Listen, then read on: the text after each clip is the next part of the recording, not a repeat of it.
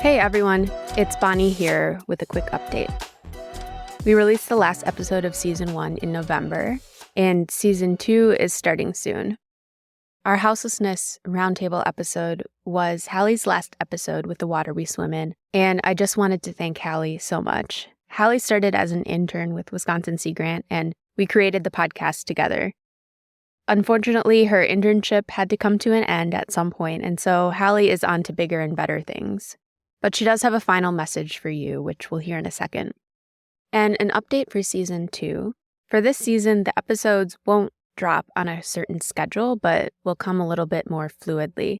I hope that even though we won't be releasing episodes every other Wednesday like before, you'll still enjoy the episodes that you find in your feed. And finally, thanks again so much to Hali, who is greatly missed. We can't wait to see what you do next. Over to you, Hali.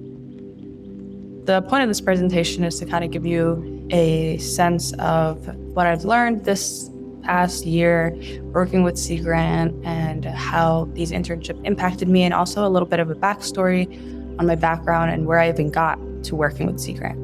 So to give you some background about myself, I spent the first 7 years of my life in a small, very, very country town in Somaliland called Bele Ede. That's also where I was born. For the most part, we lived a pretty good farm life. There were no severe droughts or floods or fires, especially in the small city that we were in. But towards the end of our time there, before we immigrated to America, there was a really bad drought, and we had lost many of our animals because we couldn't provide for them. My dad would often drive to the nearest town to trade some valuables for food, since our crops are also no longer growing. And I remember my mom would limit our showers, the amount of drinks we had, drinks of water, obviously. And as like a 6-year-old, it was kind of weird to process that. I was a bit confused on what was happening, and my mom didn't really explain it, nor did she know how to explain it, I suppose. So a few years later, we came to the US.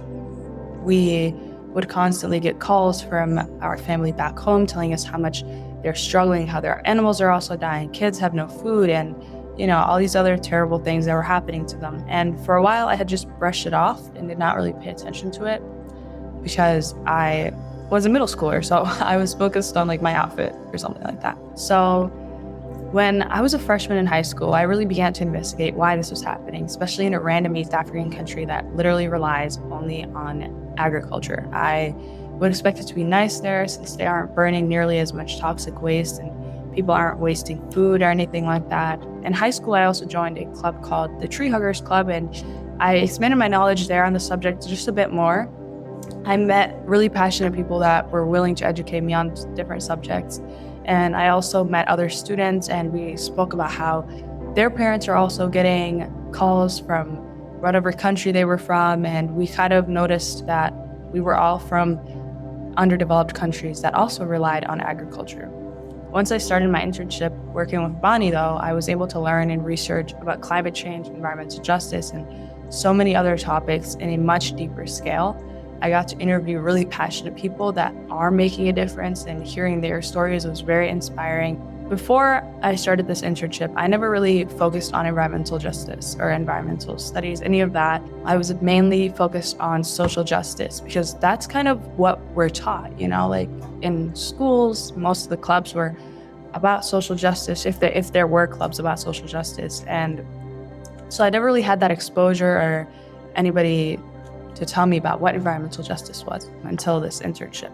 So obviously, I also learned how much environmental factors and climate change affect minorities more than anyone. So about a year ago today, I was pursuing business and business only. But since I've been working with Wisconsin Sea Grant, I've officially added environmental studies as a minor, and I'm really excited to just learn and immerse myself in that work, knowing that I can make a difference.